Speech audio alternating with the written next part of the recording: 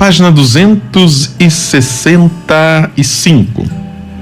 Diz assim então: para agir bem, não basta julgar de modo adequado, ou saber com clareza o que se deve fazer, embora isso seja prioritário.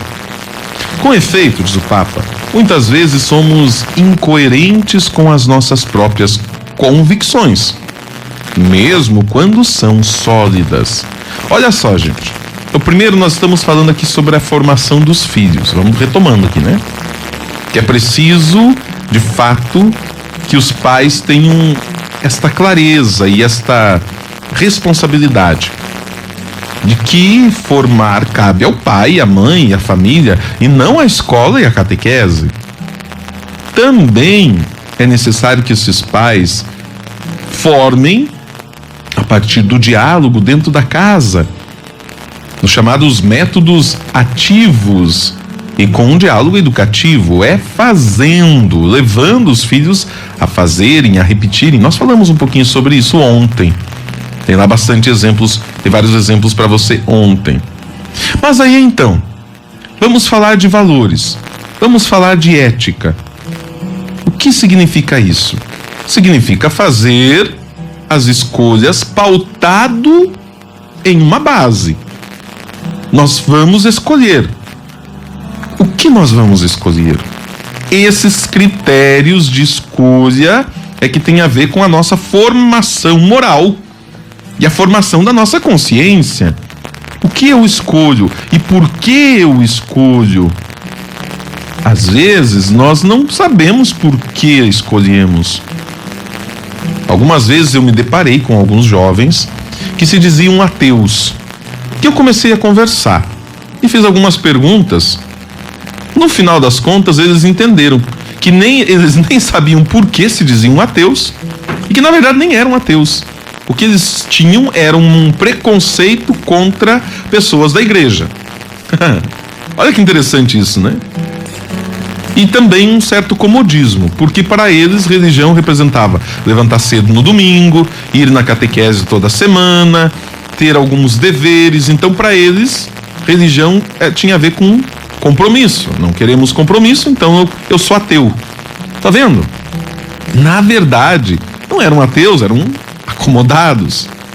Mas também haviam outros que diziam: não, eu sou ateu porque as pessoas que vão na igreja fazem isso, fazem aquilo, outro. Falei, então peraí, o teu problema é com Deus ou com as pessoas da igreja? Não, é com as pessoas da igreja. Então você não é ateu. Não tinham razões para dizer. Então veja, muitas vezes o que nós não temos é uma base de escolha. Porque agir eticamente eu vou me pautar a partir do quê? A partir do que eu vou escolher? Nós temos uma moral, que é a moral cristã. Então eu vou fazer as minhas escolhas baseado numa moral cristã. O que diz o cristianismo? O que diz a minha fé? O que diz a Bíblia? O que diz a doutrina? Então, o que o Papa coloca aqui: é necessário julgar. Mas como julgar? Como saber bem o que fazer? É aí que está a questão. E às vezes o que acaba atrapalhando, e o Papa fala aqui para nós, é que nem sempre nós temos aí: eu me digo cristão, então eu sou cristão, eu sou católico, mas eu sou a favor do aborto. Então peraí, já temos aqui algo que não bate com a sua fé, com aquilo que a sua fé professa. Não, mas esse é o meu jeito de pensar. Então você já se auto-excluiu, entendeu? Quando eu digo assim: não, eu sou católico, mas eu penso do meu jeito e não do jeito da igreja. Então você já não é mais católico. Você acabou de sair deste meio. Por quê? Porque se você segue uma igreja, uma religião, uma doutrina, ali existe um parâmetro. Mas eu não concordo. Então você faz a tua própria religião e tá tudo ok. Então, convicções. Claro que existe também o pecado. O pecado é quando eu tenho as minhas convicções, eu tenho os meus parâmetros, mas mesmo assim eu ajo de uma outra forma, conscientemente livre. Aí é pecado. Se eu tenho consciência, se eu sou livre para realizar tal ato, então eu caio no pecado. E às vezes mesmo quando essas convicções são muito sólidas. O Papa diz assim: há ocasiões em que, por mais que a consciência nos dite determinados juízos, um juízo moral, tem mais poder outras coisas que nos atraem. Então veja, às vezes a pessoa está consciente de que aquilo que ela vai fazer não é o mais correto, mas existem outras coisas que nos atraem mais. E aí, isso é muito comum no nosso dia a dia. Vamos pensar no matrimônio. Eu sei que eu devo fidelidade à minha esposa, ao meu esposo, fidelidade à família, enfim, uma fidelidade em vários âmbitos. Mas me causa mais prazer trair. Dá para perceber? E só para fazer uma comparação. Outras coisas me atraem mais. Isso acontece, diz o Papa, se não conseguirmos que o bem individuado pela mente se radique em nós como uma profunda inclinação afetiva. Ou seja, eu tenho que ter isso como uma convicção lá no meu íntimo. Não é porque o pai falou, porque a mãe falou, não é porque está lá simplesmente escrito na Bíblia ou simplesmente escrito na doutrina que eu vou cumprir cegamente, não. Aquilo já foi internalizado, eu entendi como um valor. O Papa diz assim, como um gosto pelo bem que pese mais do que outros atrativos e nos faça perceber que aquilo que individuamos como bem é tal bem, e é tal também para nós aqui e agora. Então veja, vamos falar de outros vícios, a bebida. Então eu sei que a bebida, ela tem, eu sinto prazer quando bebo. Então eu bebo lá meu vinho, eu bebo minha cachaça, eu bebo minha cerveja, mas isso começa num determinado momento a atrapalhar minha vida. Por quê? Porque eu chego tarde em casa, porque eu agrido a esposa, porque eu tô começando a gastar o meu salário, porque no outro dia eu não tô bem, eu então me torno alguém viciado. E não bebo mais simplesmente por este prazer, mas já bebo porque me tornei escravo da bebida. Então, veja, não é porque os outros estão dizendo que isso não presta. O médico falou que não faz bem beber. A igreja diz que se eu beber muito é pecado, eu vou pro inferno. Não. Eu vou buscar me recuperar. Por quê? Porque eu entendi que aquilo não está fazendo bem para mim e para as pessoas que estão no meu redor, que ele é um bem para nós no aqui e no agora. Então, entender o pecado, aquilo que a igreja chama de pecado, tem a ver com um bem pessoal, mas também um bem coletivo. Não é só porque a igreja não quer a nossa alegria. A igreja é contra a alegria porque proíbe isso, proíbe aquilo. Não. Ela entende que existem situações e coisas que nós realizamos que, talvez num longo prazo, podem desencadear outras situações que não vão nos fazer bem. Por isso nós chamamos de pecados capitais. O que é um pecado capital? Um pecado capital é um pecado cabeça. Capital tem a ver com cabeça. Captis é cabeça. Este pecado leva a outros pecados. Por isso ele é capital. Ele leva a outras situações. Nós poderíamos pegar cada um dos pecados capitais aqui e irmos analisando, vendo aonde estes pecados podem nos levar. É muito interessante esta análise, só para nós termos clareza. Por que algo é bom e por que algo é ruim? Por que eu preciso ter este julgamento, como nós falávamos já no início dessa catequese? O julgar, o bem e o mal.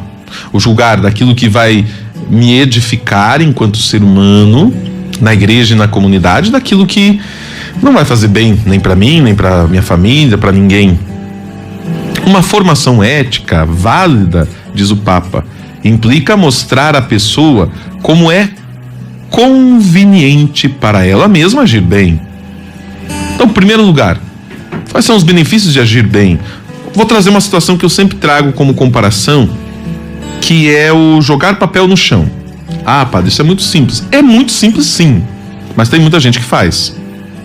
Então, o que significa jogar um papel no chão? Significa que eu vou estar andando numa cidade suja? Vamos imaginar assim, que a partir de hoje, todo mundo que está na rua jogasse um papel no chão. Muitos fazem, né? Então eu pego um papel na loja, jogo no chão, eu pego um papel de bala, jogo no chão, eu tomo um sorvete, eu jogo no chão, a embalagem, eu faço isso, eu jogo no chão, tudo. Latinha de refrigerante, pacote de pipoca, vou jogando tudo no chão. Nós vamos viver numa cidade imunda, uma cidade suja. Ah, mas isso é dever do Estado, da cidade. Não, é dever de cada um. A cidade é nossa, a rua é nossa. Eu quero estar num lugar bom. Ah, porque lá na Europa, porque lá nos Estados Unidos, porque no Japão. Mas e a nossa parte? Como nós podemos fazer para que lá no Brasil também as coisas fiquem bem? Veja, eu estou trazendo aqui um exemplo muito simples, como eu já disse. O trânsito, outra situação que nós vivemos diariamente. Quando todo mundo começa a agir contra as leis de trânsito, o trânsito vira um caos. Eu não dou seta, eu ando mais do que o limite de velocidade, eu passo o sinal vermelho, eu estaciono em qualquer lugar, eu não dou vez para os outros passarem. Eu vivo uma lei da selva, eu grito, eu buzino, eu xingo. Tá vendo? Agir bem faz bem. É bom ser bom. Por que não fazemos então o bem? Por que então nós resistimos tanto a fazermos aquilo que é bom? Muitas vezes, hoje, diz o Papa, é ineficaz pedir algo que exija esforço e renúncias, sem mostrar claramente o bem que se poderia alcançar com isso. Então veja, é a famosa toma lá da cá. Ou também, o que eu ganho com isso? Uma visão bem utilitarista, né? Da realidade, da sociedade. O que eu ganho em troca? Já ouviu isso? Infelizmente nós vivemos uma realidade e o Papa reconhece, fala, olha, infelizmente, se nós simplesmente obrigarmos as pessoas, não dá resultado. Nós precisamos mostrar para ela o porquê das questões, né? Por que existe calçada e a gente não anda na grama? Por que nós não...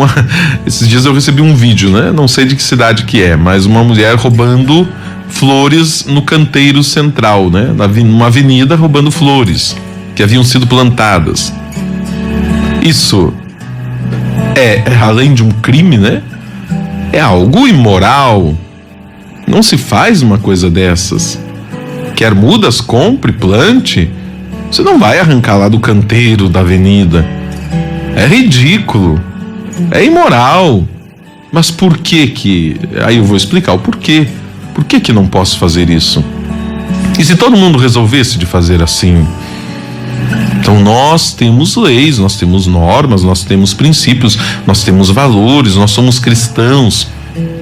Pois não adianta se jogar aos pés de Jesus implorando e pedindo, né? Se nós não fazemos o simples, que é a nossa parte, para vivermos bem em sociedade.